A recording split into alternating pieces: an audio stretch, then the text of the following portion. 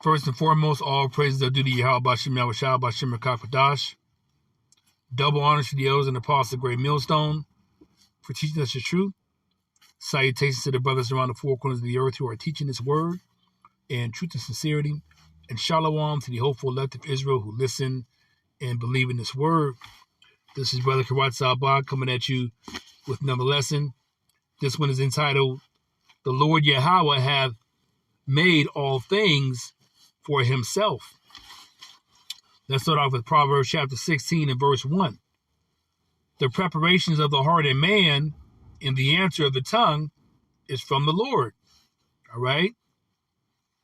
So, like it says here, the NLT says, we can make our own plans, but the Lord gives the right answer. All right. Okay.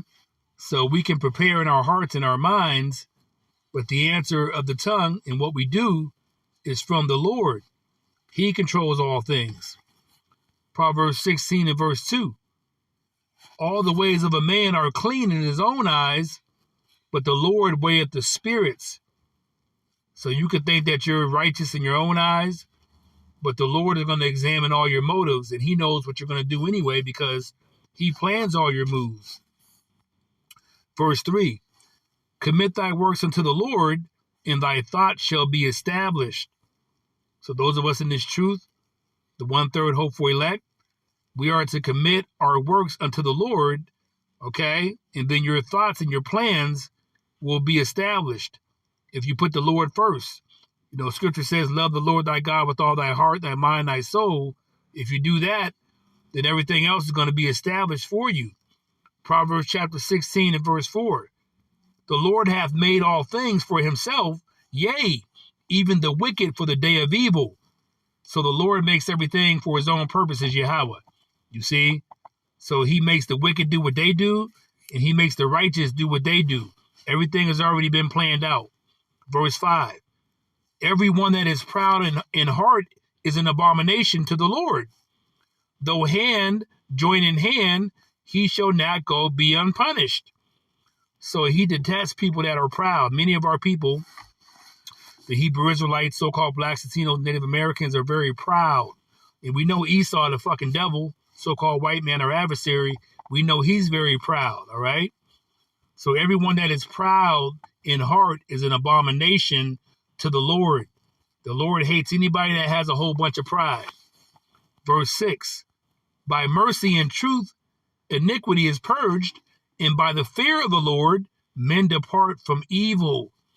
So if you fear the Lord, okay, if you love the Lord with all your heart, your mind, your soul, you're not gonna acquiesce to evil.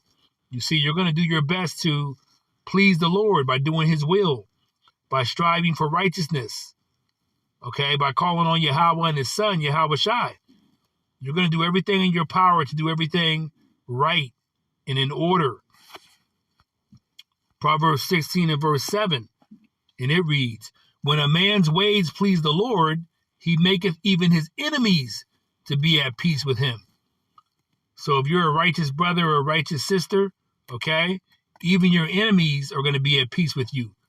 Even their spirits are not going to, try to do anything against your spirit. Not saying that evil won't befall you, you won't get tempted, there won't be things coming at you, but in general, all right, when you please the Lord, he makes everything a lot clearer, and he clears things out of your path.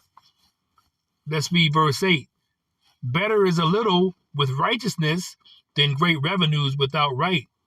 So it's better to have little, okay, as far as, money and, material things, all right, with godliness and being righteous than to be rich, okay, and dishonest, great money without being right, being wicked. Verse 9, a man's heart deviseth his way, but the Lord directeth his steps. So our minds, we can think one thing and say, I'm going to do this, okay? But the Lord is going to direct your steps every which way. You can say, I'm going to go right, and he makes you go left because everything is already planned out by the Lord.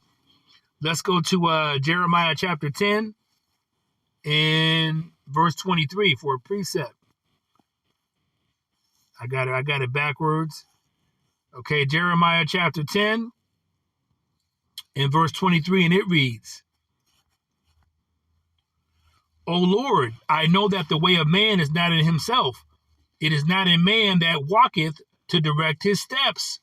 So this is Jeremiah saying, our lives are not our own. Okay, everything is already planned out for us. All right, your course has already been planned by Yahawah. Let's continue. Let's go to Romans chapter 9, and let's see here. New Testament, we have Romans chapter 9 and verse. As soon as I find Romans, we can get it on here. No, I'm looking right at it.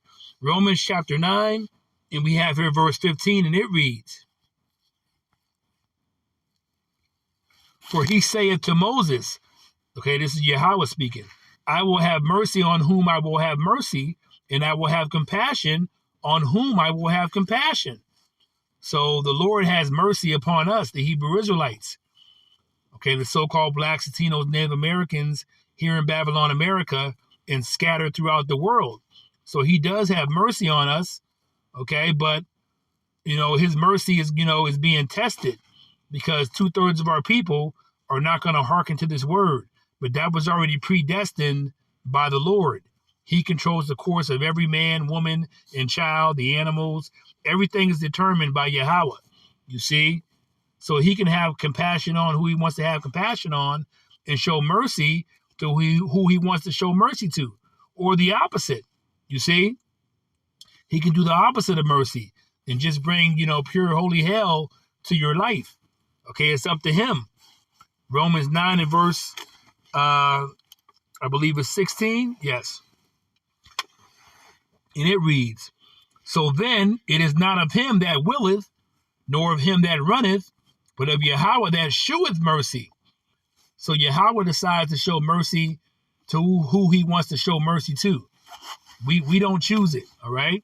Verse 17, For the scripture saith unto Pharaoh, Even for this same purpose have I raised thee up, that I might show my power in thee, and that my name might be declared throughout all the earth. So the Lord raised up Pharaoh, okay, to come against, of course, us, the Egyptians, all right? So he raised him up so that he can show his power by giving us an opportunity as the Hebrew Israelites to escape the captivity of Pharaoh, to go to the Red Sea. The water came up, okay? Actually, the water split for the Hebrew Israelites that were leaving captivity from the Egyptians, and he made a path for us, and then he brought the Red Sea back down upon the Egyptians. So he raised up Pharaoh, okay, just to show his power in that day, okay, for his purposes, okay? So the Lord Yahawah hath made all things for himself. He does what he wants to do, you see? Romans chapter 9 and verse 18, and it reads, Therefore hath he mercy on whom he will have mercy, and whom he will hardeneth. Because Pharaoh's heart was hardened because Moses told Pharaoh to let my people go. Let us go. But he hardened Pharaoh's heart. The Lord did, okay, to keep us there, okay, in Egypt. And then when he did let us go, when the Passover came and the firstborn children were killed of the Egyptians, okay, the Hebrew Israelite children were saved because of the blood that was put on the doorpost, as Yahawah told Moses to tell the people, the Hebrew Israelites, to do, all right? But the firstborn of the Egyptians, they all died. So he did let us go. He said, okay, you can leave, because all our firstborn children of the Egyptians were dying, were dead the next morning. So he said, oh, go ahead and you guys can leave. But as we were leaving Egypt, you see, Pharaoh, his heart hardened again. And he said, no, don't let him go. And he chased after us to the Red Sea. Okay, and of course, his army was thrashed by the water. After the Red Sea was parted for us, the water came down upon the Egyptian soldiers, you see. So Romans 9 and verse 19. Thou wilt say then unto me, why doeth yet he find fault? No, let's go to Romans 9, and let's go to verse 21. Okay? Hath not the potter power over the clay of the same lump to make one vessel unto honor and another unto dishonor? So somebody that's a potter that makes clay and makes certain things, they may make a bowl, they may make a plate. So the potter that has the clay can make the item into anything that he wants. So much like Yahawah, he's the potter. He created everything, so he can determine what he wants you to do, whether he wants you to be wicked, okay, or to be righteous, whether he wants you to be 1/3 elect that get saved on the day of the Lord or get destroyed as the 2/3 elect on the day of the Lord. So he does what he wants, whether he wants you to be wicked like the Edomites, okay, or to be blessed like the Hebrew Israelites, all right? Because in the end, all of Israel will be saved pursuant to Romans chapter 11 and verse 26. 1/3 will make it on this side and be saved and beamed up into the chariot, and 2/3 of our people will be destroyed, but they'll come back in the kingdom through the loins of the 1/3 elect.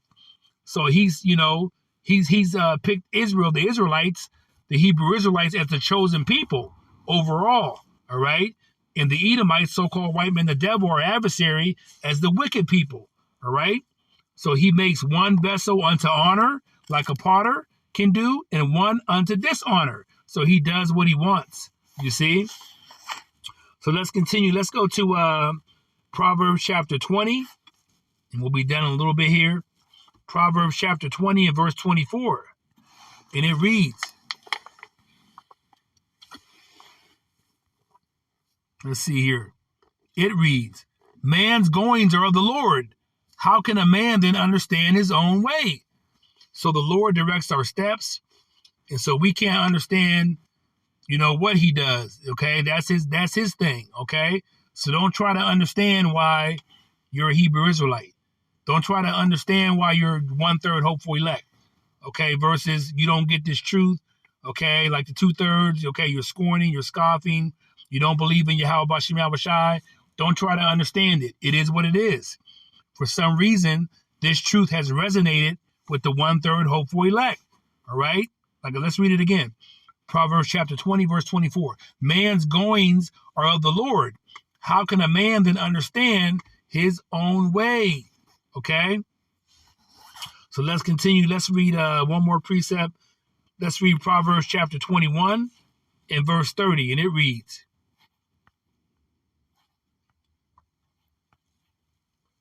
there is no wisdom nor understanding nor counsel against the Lord. All right? All right? Meaning, let's read Proverbs 21 and verse 30 to NLT. No human wisdom or understanding or plan can stand against the Lord. Let's read verse 31. The horse is prepared against the day of battle, but safety is of the Lord. All right? So the horse is prepared for the day of battle, but the victory belongs to the Lord. So you can go into battle with the horse and with weapons, or so on and so forth. You're prepared, but the victory is caused by the Lord. If you win a battle, okay, as a soldier or whatever, an army, okay, you prepared, but the victory belongs to the Lord. The Lord gave you the victory, so to speak. All right? So on that note, I hope this lesson was edifying to you, and I want to give all praises to Yahawah Shem Yahushai, Ba'ashem Rakakwadash, Shalom.